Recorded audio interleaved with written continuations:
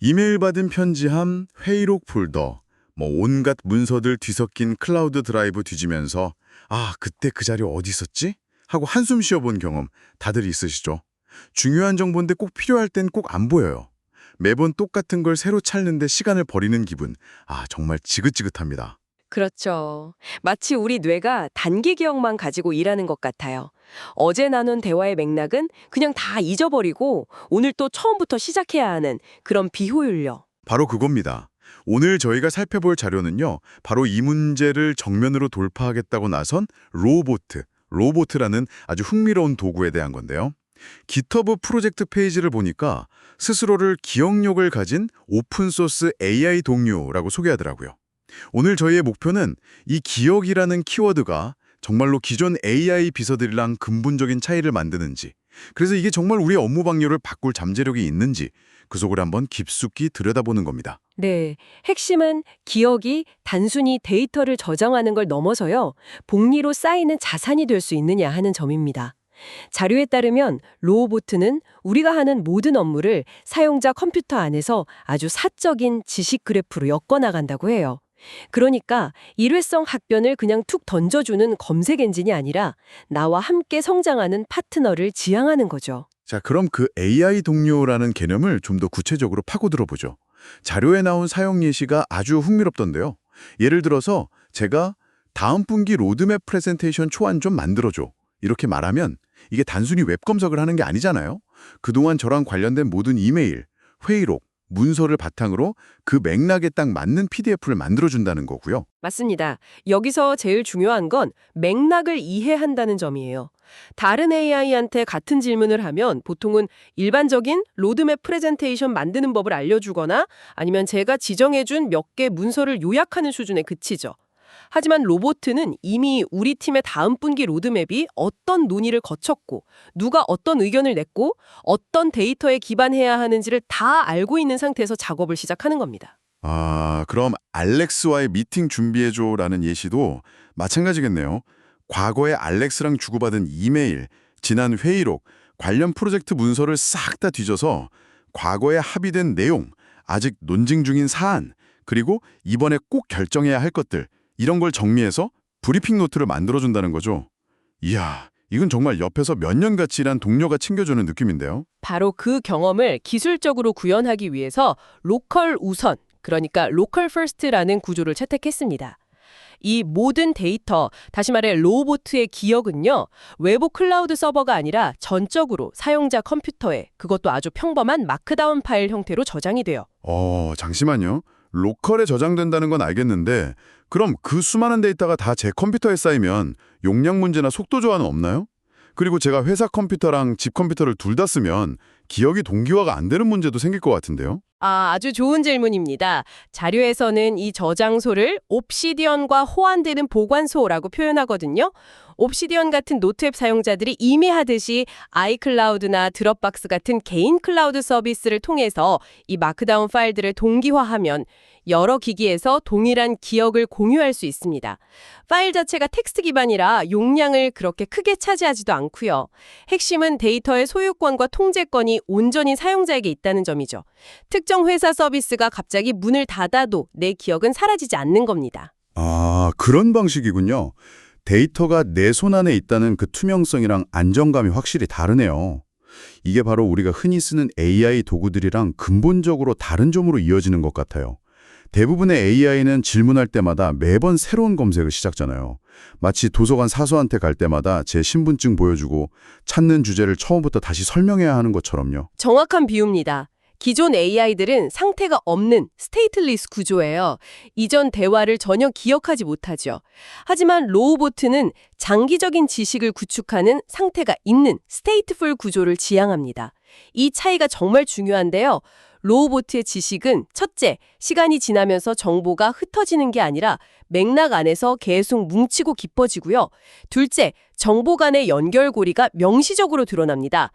이 결정은 저번 주 회의록에서 나왔고 그 회의는 알렉스가 보낸 이메일 때문에 시작됐지 같은 관계를 사용자가 직접 눈으로 확인할 수 있어요. 그리고 가장 결정적인 차이는 그 지식이 AI 모델의 블랙박스 안에 숨겨진 게 아니라 제가 언제든 열어보고 직접 수정할 수 있는 노트 형태라는 점이네요.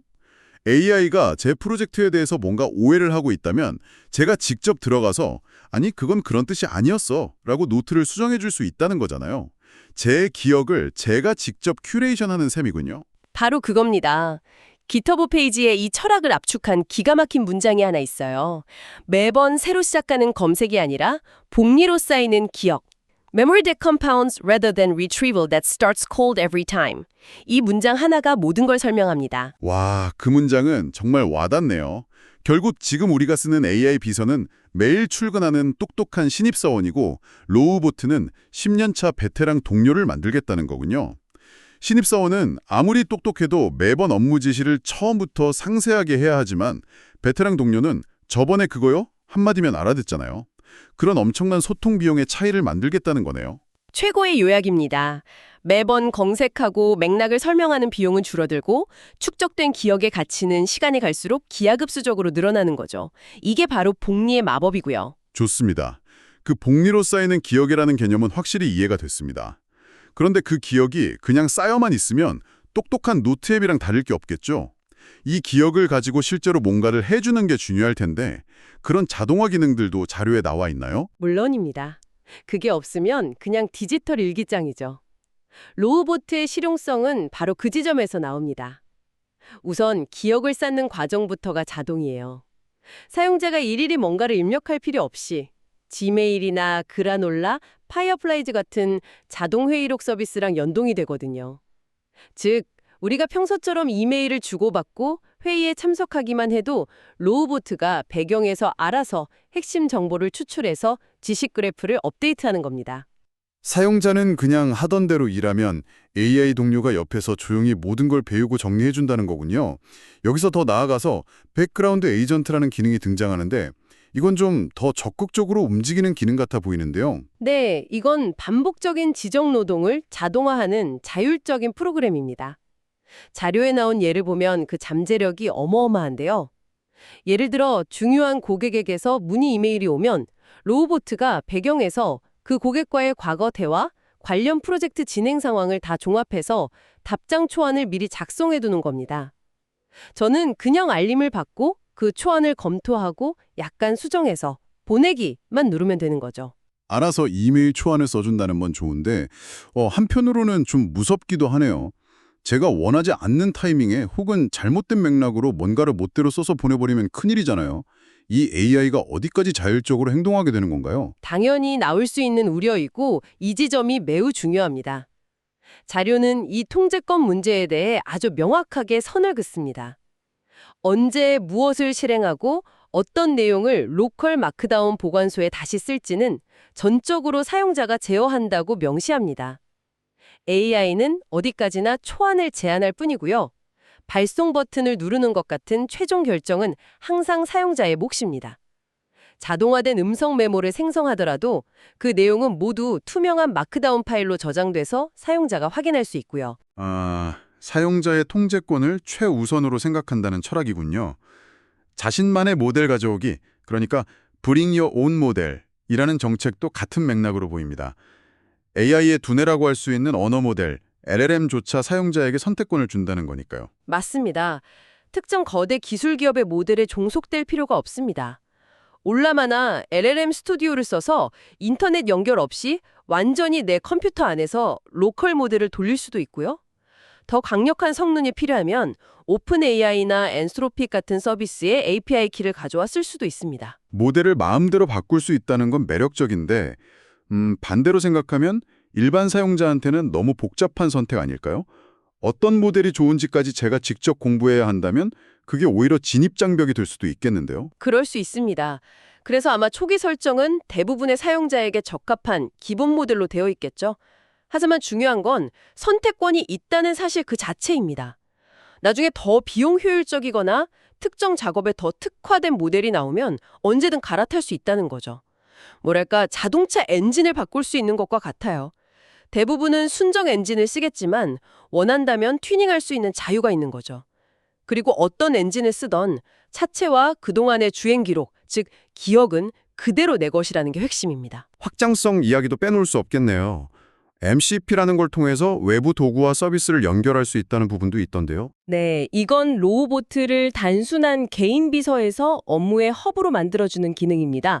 자료에 나온 예시만 봐도 웹 검색, 슬랙, 쥐라, 기터브 등 거의 모든 디지털 업무 도구와 연동될 수 있어요. 내 지식 그래프라는 고유한 맥락을 가지고 외부 세계의 정보와 상호작용하면서 훨씬 더 복잡한 작업을 수행할 수 있게 되는 거죠. 예를 들면 지난 분기 우리 팀의 쥐라 티켓 처리 현황을 분석하고 알렉스와 논의했던 내용을 바탕으로 다음 스프린트 계획 초안을 슬랙에 공유해줘 같은 이런 복합적인 명령이 가능해지는 겁니다. 자, 오늘 로보트라는 도구에 대한 자료를 정말 깊이 있게 살펴봤는데요. 정리해보면 이건 단순히 질문에 답하는 챗봇이 아니라 나와 함께 배우고 성장하는 AI 동료라는 개념에 훨씬 가깝습니다. 그리고 그 심장에는 사용자가 완벽하게 소유하고 통제하는 로컬 컴퓨터에 저장되는 지식 그래프가 있었고요. 무엇보다 복리로 쌓이는 기억이라는 접근법이 가장 인상적이었습니다. 저는 이것이 AI 도구에 대한 우리의 인식이 중요한 전환점을 맞고 있음을 보여주는 사례라고 봅니다. 우리가 매번 처음부터 맥락을 설명해야 하는 상태 없는 도구에서 우리의 과거와 현재를 모두 기억하며 대화를 이어가는 상태 있는 파트너로의 전환 말이죠. 이런 파트너와 함께라면 훨씬 더 깊이 있는 협업이 가능해질 겁니다. 특히 로컬 우선과 오픈소스라는 이 두 기둥은 AI 시대의 데이터 주권과 사생활 보호에 대한 관심이 얼마나 높아졌는지를 명확히 보여주는 것 같습니다. 내 가장 민감한 업무 데이터가 누구도 들여다볼 수 없는 내 컴퓨터 안에만 있다는 건 엄청난 심리적 안정감을 주니까요. 그렇습니다. 기술의 성능만큼이나 그 기술을 사용하는 방식의 투명성과 통제권이 중요해지는 시대입니다. 로보트는 바로 그 지점을 정면으로 다루고 있다는 점에서 주목할 만합니다. 에 따르면 로보트는 우리가 이미 수행한 업무로부터 지식 그래프를 구축합니다. 그런데 관점을 한번 비틀어서 이 도구를 우리가 앞으로 할 일을 미리 설계하고 구조화하는 데 사용한다면 어떨까요? 만약 내 모든 결정과 약속, 스쳐 지나가는 아이디어까지도 AI가 영구적이고 서로 연결된 기억의 일부로 차곡차곡 쌓고 있다는 사실을 항상 인지하고 있다면 그것이 여러분이 바로 지금 이메일을 쓰고 회의 노트를 작성하고 새로운 프로젝트를 구상하는 방식 자체를 근본적으로 어떻게 바꿀 수 있을지 생각해 보시는 것도 아주 흥미로운 지점이 될 것 같습니다.